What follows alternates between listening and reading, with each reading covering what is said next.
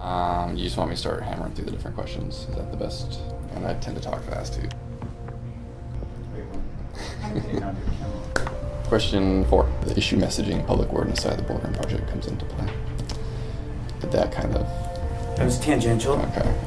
I feel like I've gotten off topic on... Remember, it's not just about the Borgen project, it's about your experience. Right. And how your experience led you to the Borgen project. So. Okay. A lot of my motivation now is just, love and do whatever it takes to basically keep the Borgen project running.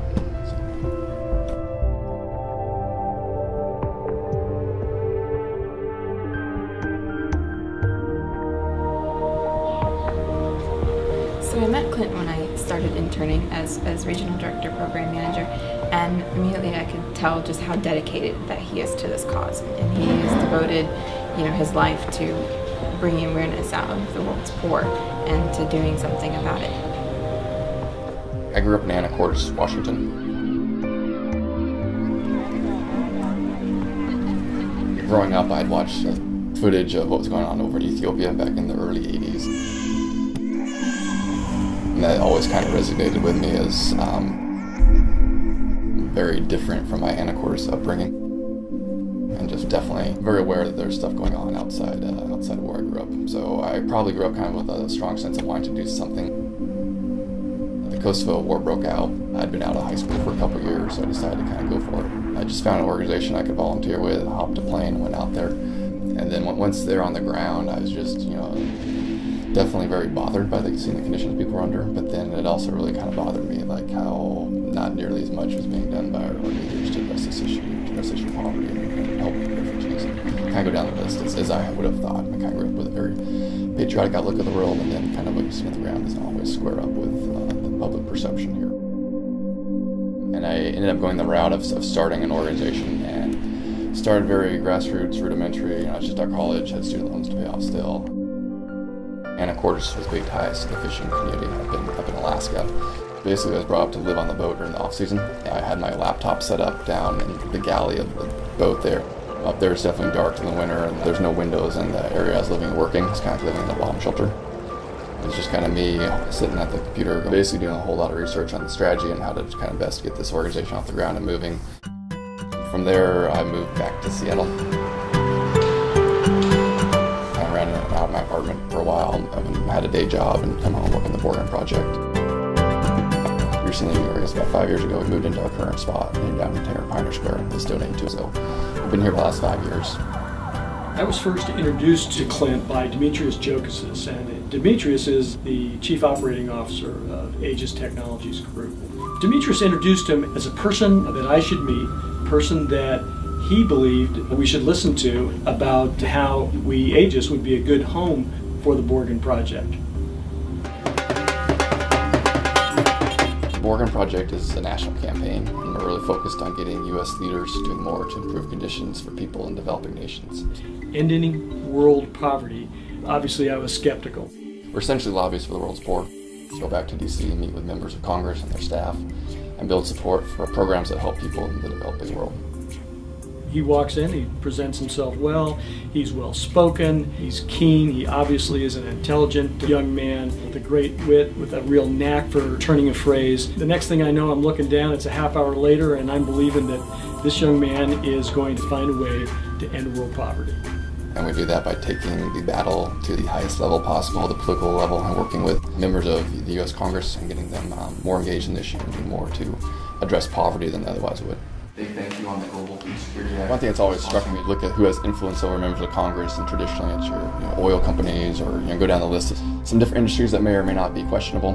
It definitely bothered me, and kind of bridging the public knowledge gap is a big part of the Borgen project's underlying thing. As long as the people drastically overestimate what we're doing, there's not going to be a lot of political pressure for the leaders to be doing more. As the organization's grown from being this lofty goal to the position where we now have access to a good number of members of Congress, and pretty unprecedented access actually compared to most organizations. I want to do this because I strongly feel that political leaders should be doing way more to address poverty. I think U.S. foreign policy should be much more focused on the issue of development and improving conditions for people. That's without question my primary motivation. My name is Akshika Patel. I've been interning here at the Borgen project since January. One thing that has really struck out to to me about Clint is that he's an incredible work ethic. He is always in the office from 9 to 5 every single day. And then he waits in evenings and on the weekends.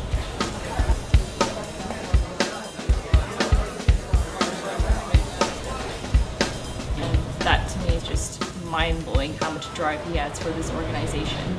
Another thing that struck me about Clint is that he has a lot of connections to the international community.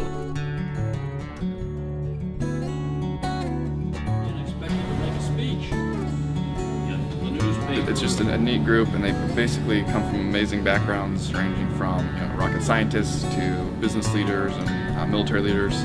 First of all, to even get into club, you have to have connections to it, and it's a very prestigious club. Every single one of those people in that club are very successful in their respective fields. Really, it's just a group that gets together and discusses current events and kind of gives their perspective, but it's also just a good place to go and practice speaking. I have a really bad habit of speaking too quickly, so they always zap me on that. I was very bashful growing up. I was voted to actually go to the most bashful in high school. I never probably would have guessed I'd end up in this role where I have to speak with very influential individuals, members of Congress, and then also do some of the media and different talk shows and go out and speak in front of large audiences. I remember some mornings I'd wake up throwing up just about every morning. Big part of the early growth for me personally, just getting out of my comfort zone and kind of expanding that and getting more and more comfortable. Now that they've heard the speakers, I've really enjoyed it though. There's you bond with just amazing people. Just a neat group. They're my brothers from a different mother.